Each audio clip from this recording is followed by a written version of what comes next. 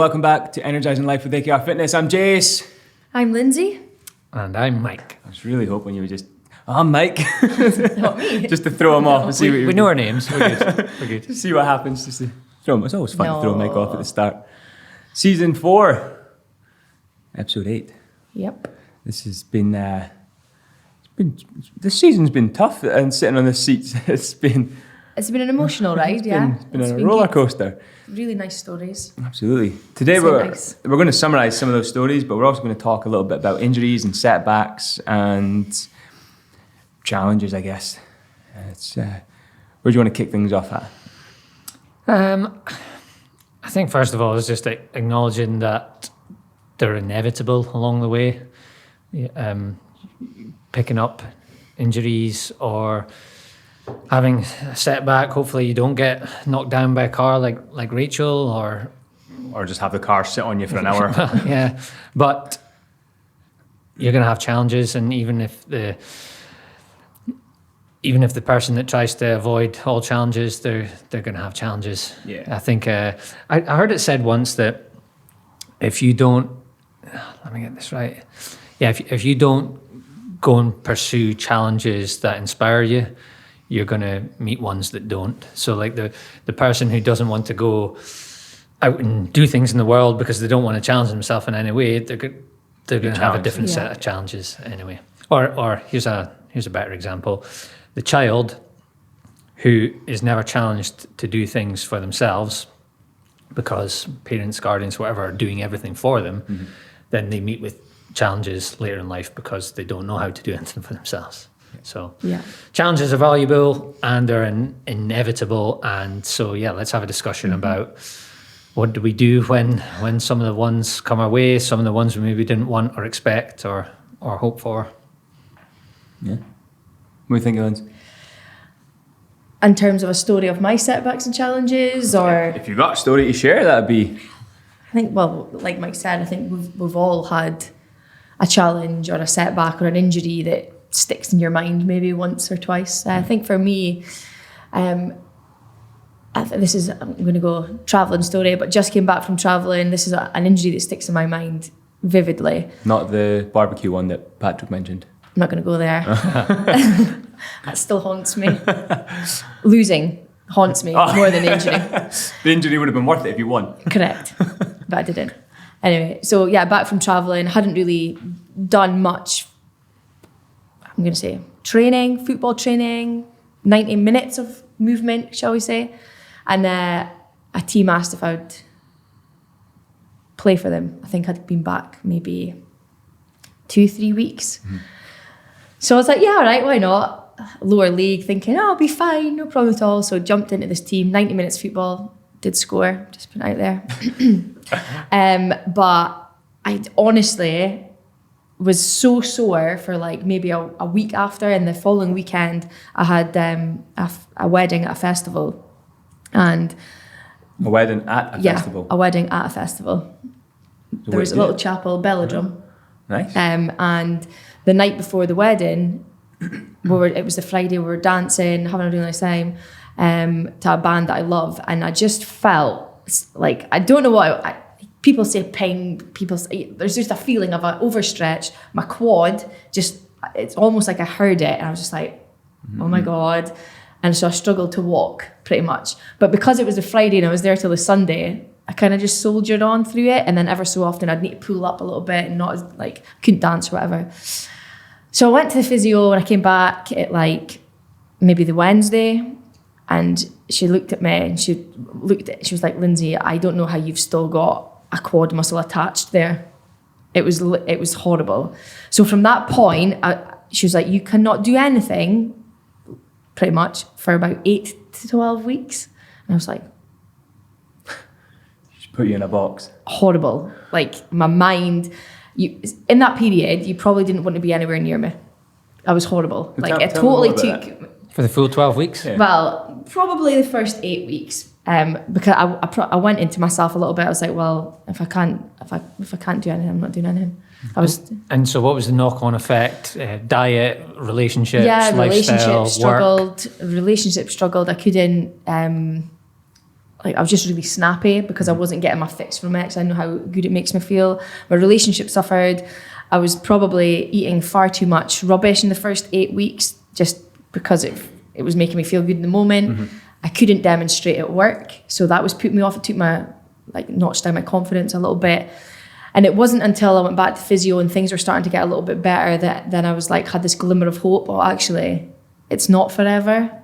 I can do things. I can get better. And I think I was wallowing in my own self-pity for that amount of time because things were taken away from it and I hated it. But then when I got that sort of glimmer of hope that actually it's not going to be forever, you just need to start rehabbing it, that's when my mindset started to change a little bit. But it was not, I hated it. It was a horrible period of time. But looking back, I don't think I would have probably done anything different either, because I was just like, ugh. That's what I was going to ask, is like, with the benefit of hindsight, do you think you could have handled it differently, or do you think that was just the path that you had to walk? Yeah. Or do you think you would have wanted to handle it differently? Like looking back, definitely I would have, like, the way that I felt and the impact on all aspects of my life, I hated it. It wasn't great, but I don't know. It's a difficult question, that one, because I felt like I needed to be there, like, rage it in. You have to go through that. It's like the hierarchy of mindset. You have to go through one level to get to the next level, to get to the next level. I think, like some lessons, you can't get told it. No. You have to live it. Yeah, you have to go through that. Yeah, and you said something different, something interesting. I think, would you have wanted to? So there's can you behave differently? Mm-hmm. Are you capable of behaving differently? And then would you want to? Because, again, just to I always seem to throw the food stuff in there, but people have probably had that time where they're like, they know, do you know what, I've eaten enough today. Yeah. But you still don't want to, and you're still going to go and have more anyway. Mm-hmm. So sometimes even if you know you're not walking the right path, sometimes you want to. Yeah. You want to take that wallowing. Yeah. So I did wallow. But I haven't wallowed since, so it's fine. I mean, there's been some, but not to that extent. Yeah. I feel like I definitely learned from that experience, needed to wallow for that period of time, but then knew there was always a way around injury and working through it and not put myself in that position. So do you have an example of maybe a subsequent injury or something like that where you drew upon what you'd learned from that experience? Probably the hamstring one. Losing hamstring one. Didn't want to talk about that, man. Yeah, I would say that one. I think it happened. It happened in the moment. I knew it was a really bad injury. I still struggle with it sometimes, but I wasn't going to go in the place I did then. I made sure that I was getting to the gym maybe once or twice a week, actually doing the rehab on it, and not throwing the toys out the pram with food and stuff. So no, I think I learned my lesson from that 8 weeks of wallow, and I kind of just took it in my stride on the next one, because I knew that it didn't feel great being in that place.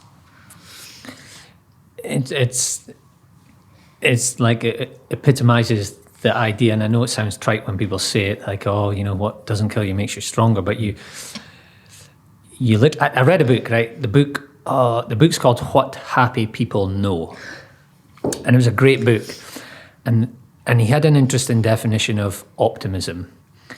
And he says that optimism isn't this idea that everything works out for the best.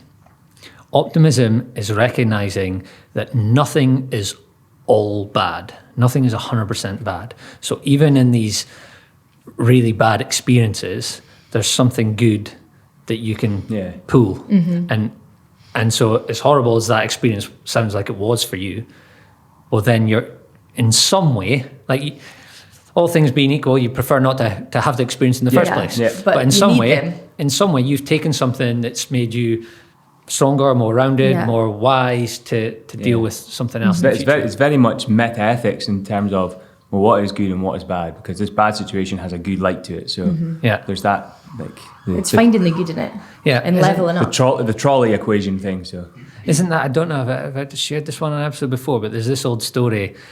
That, again, I'll probably mess it up but it's like an old story where Come on, Mikey. I'm gonna go for this.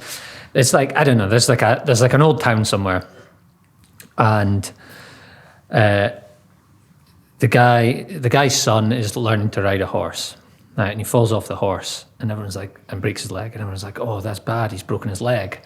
And then the guy's like, oh, we'll see. And then like a war breaks out, and all the young men are drafted off to war, except the guy with the broken leg. And so, oh, God, that's lucky. He didn't have to go to war. And the dad's like, oh, we'll see. And then, I can't remember, like it goes on and on and on, but things keep happening. And the guy's always just like, we'll see. Because you don't, what can feel like a total disaster at the time actually could be the best thing for you, and vice versa. There's the Matthew McConaughey book as well, Green Lights. When you look back in your rear view mirror, the red light's now green. So it's one of those, not all red lights stay red, basically. Yeah. No, I think it's funny because when we had Stan on for his interview, I asked him how much of his lessons through his sprinting career he carried over into his life. And for him, he didn't feel like he seemed so zoned in on his sprinting.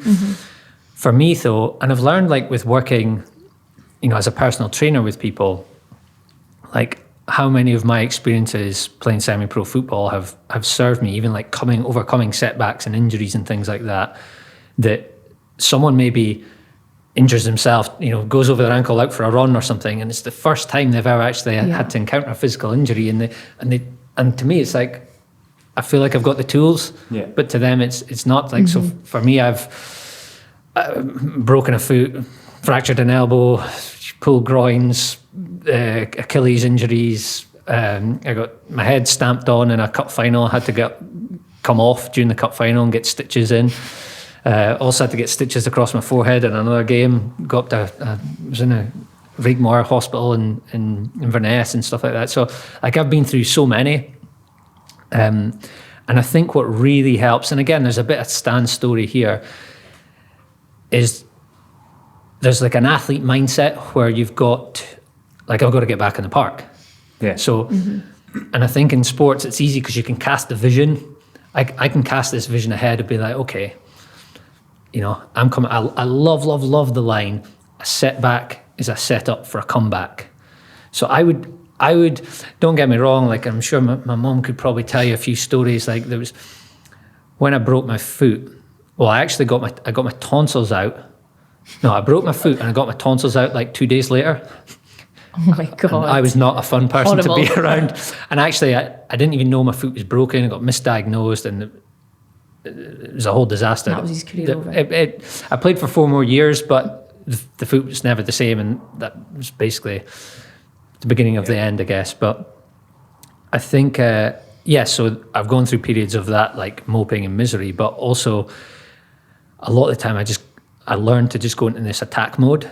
So I'd cast a vision. I'd be like, right, setbacks, I set up for a comeback. I remember when my foot actually got diagnosed as being broken, I think it was 2 or 3 months later, I ended up in a cast over the festive period.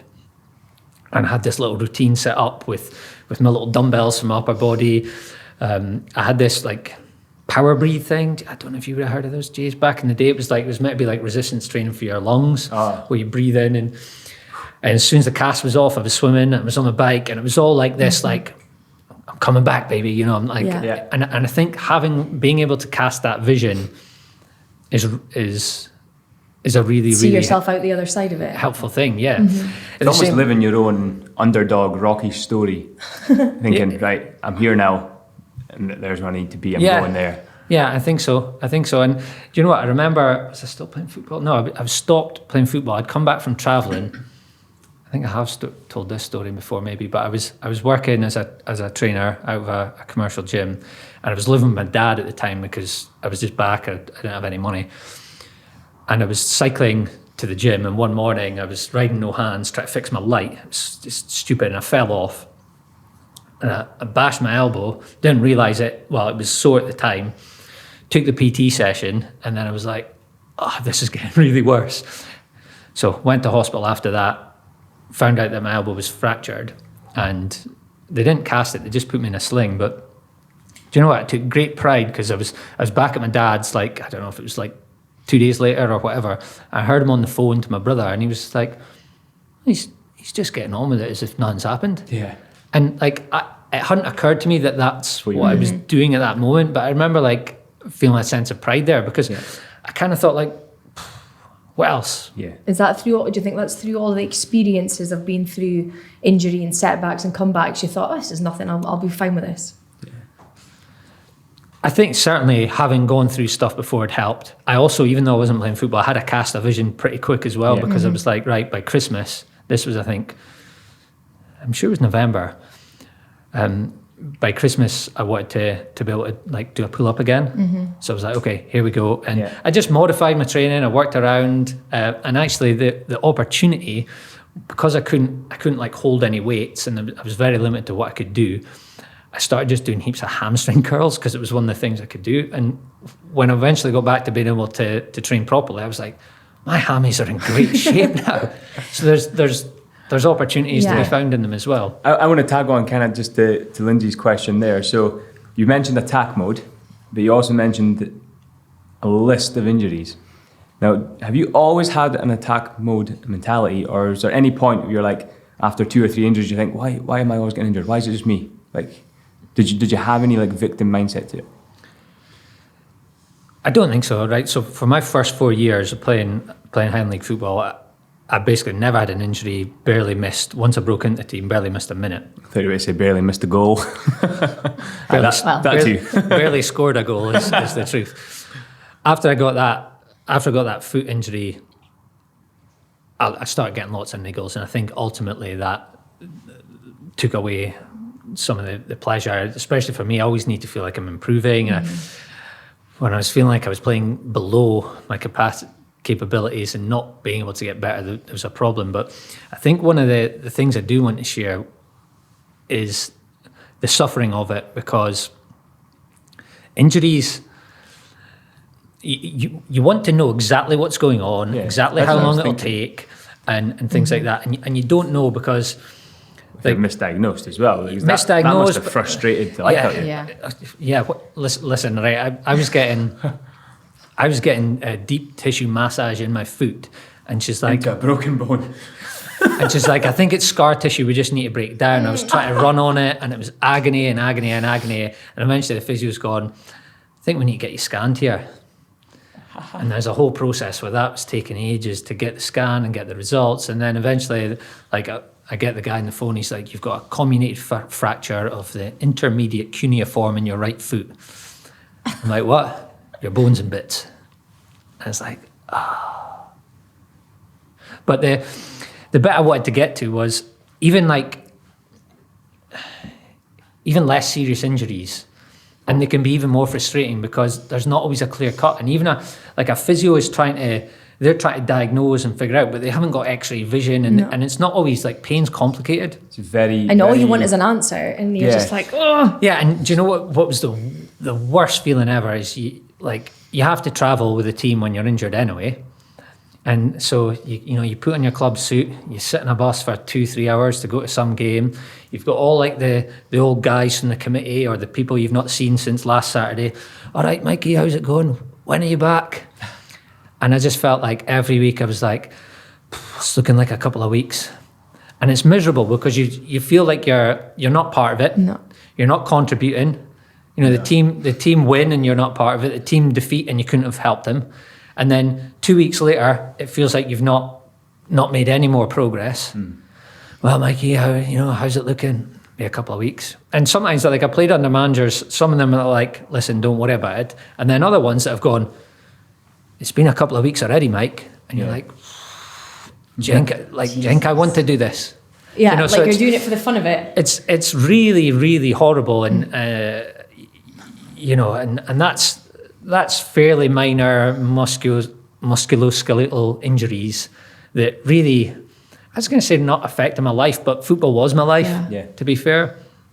But definitely I've still got issues now that affect me now from doing, stupid injuries or misdiagnosed injuries or playing when I was hurt when I shouldn't have and things like that. So, there's definitely a lot of suffering, but I think ultimately you've got to get to the acceptance, and you've got to take what positives you can take from it in those sort of ones. I think. What's the 5 stages of?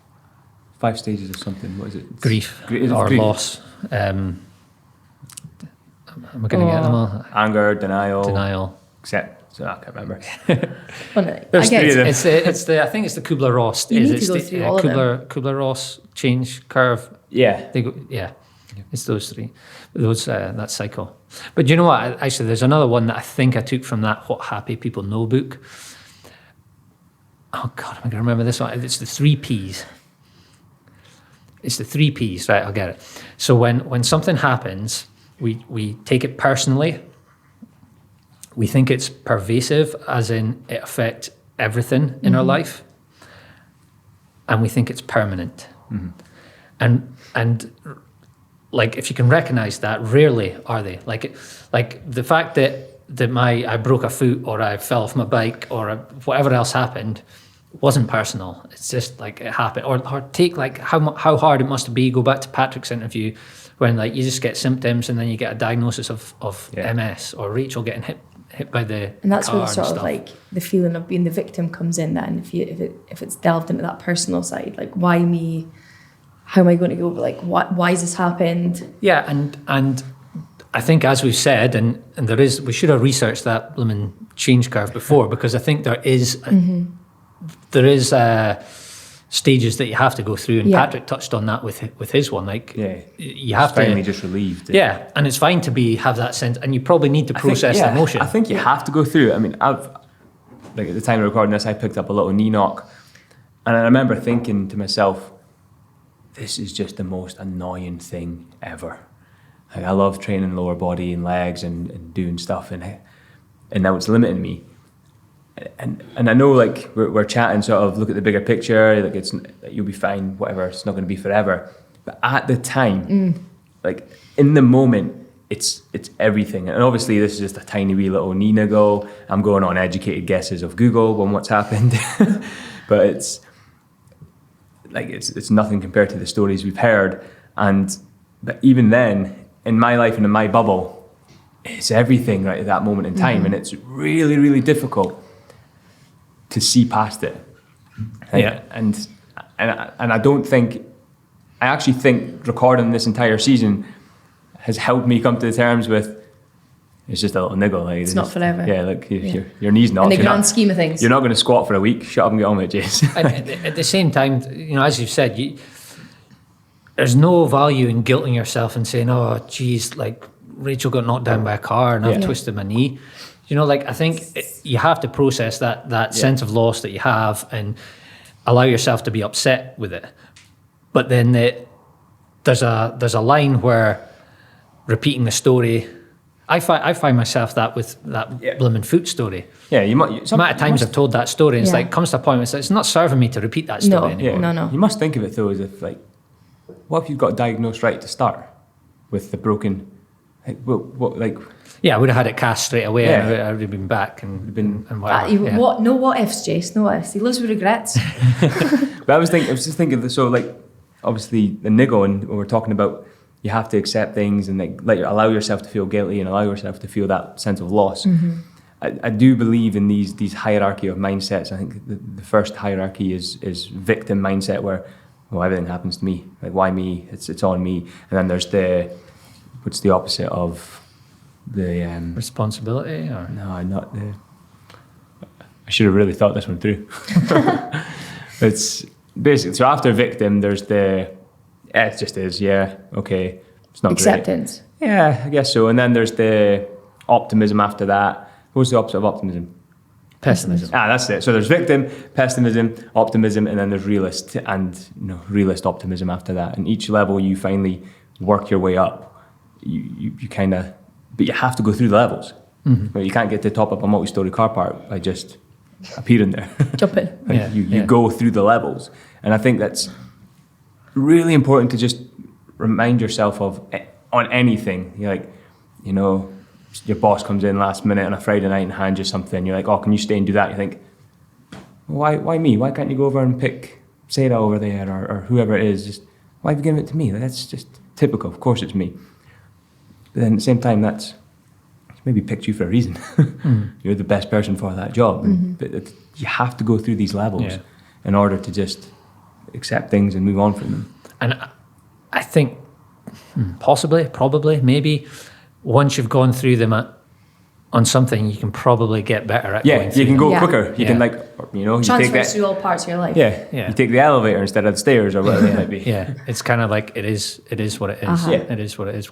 Going back to the P's, that second one of pervasiveness is again like, so when this one thing happens, you look through that lens at everything in your life. Where for me, take me, like my football was out of action, but I was still going to uni. I still had friends. I still had still so much stuff in my life.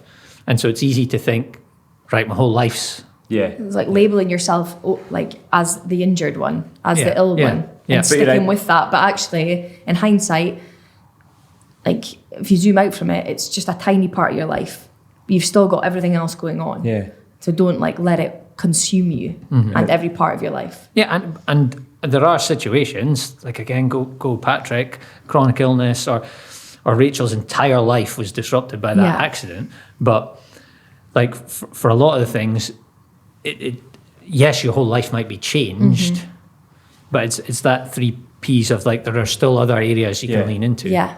Must be hard though if your identity was being a footballer, right? That's all you want to be, and that's what you want to do. Yeah. It's the same with Stan when he's like he's first he's a when he was sprinter. 22, and his whole identity was being a sprinter, and then it got almost like stripped away from him. Yeah, well, I think it's a great one for the permanence one, and you touched on it with your injury when you realised that this isn't going to be forever. Yeah. And how often, speaking to people like, never gonna be the same. Do you know, like what happened with my foot? Like eventually it settled down. I played for 4 more years. Yeah. Like I had this treatment. I got another scan, and the guy was basically, your scan just looks the same and didn't really do anything. I'm like, what do I do now? And he's like, well, we can open up your foot. We can put pins in. You'll be out for 2 years, and it might not do all that much other than make the scan look a bit better. Or The scan. Or you can get these like custom orthotics and see how you go from there. So I paid for the custom orthotics, didn't really use them. The pain sort of settled down a bit, and I played for 4 more years anyway. Yeah. Like, so even things that are permanent cannot affect you in a permanent way. And like Patrick's illness. Yeah. Yeah. Like he's still him. He said he's still Patrick, and even though he has this illness and he might wake up one day and have another symptom, him, but it's not going to change him planning and take over his life, basically. Yeah. Rachel, how inspiring is that as well? Getting up, and there was something she said, I think, as well, about like, what you got to do. You got to just got to get up and get on with it, really. Get up and go and do more things. So yeah, the 3 P's are definitely a good one. I think, like trying to process and acknowledge the loss and the emotion, for sure. Permanence, again, sorry, just to go back to Stan, like 10 years out of the game, but his love for sprinting never died, and he's come back, and here he is, 50 winning gold medals at and not Scottish looking like he's Championships. ever going to stop. Yeah, it's just amazing. It's just amazing, yeah. Yeah, and that was more of a mental setback he had. Yeah. But it's just, inspiring stories, all of them, I think. Absolutely. Definitely. Lindsay, you got anything you want to add in? No, I think I've Injuries, said setbacks, challenges? All good on my part. I've just really enjoyed everyone's story. Like even yours, Mike, Rachel, Stan's, Patrick. I think it's all been inspiring, and I think it gives people, or the listener, hope. If they are going through something, it's not forever, Yeah. and you can make changes with it. So I think it's been a great season. Yeah, I think there's an element where it doesn't need to be forever, because, I've met other people who've been, I remember when I worked at the Sports Village years ago, someone came in and was like, I was in a car crash, and, I'm a beast now, and blah, blah, blah, blah. And I was like, how long ago was it?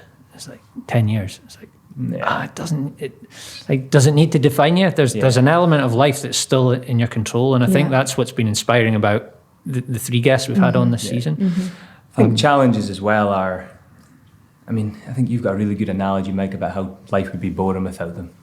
Yeah, I want to share the computer game one. Yeah. It's, again, borrowed from someone else, that one, but like if you go back and think, hopefully people can remember like the old school Mario games, the 2D side-scrolling ones. Game Boys. NES, Game Boy, SNES, Super Nintendo. All the best ones. You're basically walking to the right, and you're jumping over things, you're meeting baddies and whatever. If that game was just a flat walk from left to right, you'd play that game once and you'd never play it again. No. Why? Because it's boring. Because you need some challenges. Equally, if you did level 1, 2, and 3, and that was it, the game would be rubbish again. So in order for the game to be interesting and to be fulfilling and to be valuable, and all computer games are like this, like you need to meet a series of ever increasing challenges in order for it to work. And yeah, that strikes me as a good metaphor for life. Like there is no easy life. Like if you think of like if all you had to do was get up in the morning, sit in an empty room all day and go to bed, that's like probably the easiest thing you could think of. But how bad would that be? Horrible. Or even Rachel was stuck in hospital for 3 months at a time and stuff like that. Like how she's breaking out. yeah. So as much as we want, and I think this is the problem that we have, is we pursue this fantasy of a one-sided life, of all support, no challenge, all sunshine, no rain, all smiles, no frowns, or no cries, and whatever. And I think it's, if we can acknowledge the duality of life, that we've always got the ups and downs, the hot and cold, the good and bad, the challenge and sport, and then they're just as much a part of it. Yeah, I think it was Forrest Gump that said, "Life's like a box of chocolates. You never know what you're going to get." There we go. Done. All right, that's it for season 4. Done and dusted. Thank you both again so much. It's been a pleasure. Sorry, one more thing. Almost slipped. Thank you, Jace, because You thought he was getting away with he that? thought he was getting away with it. I did. Jace is stepping away from AKR to embark on his own thing. So I wanted to take a moment and say thank you for joining us, not just being the hostess with the most S on the podcast for 32 episodes, but also for the 4 years that we've had you with us here at AKR. So yeah, It's been a pleasure. It's been more than a pleasure. So for one last time from me, I'll see you in the next one.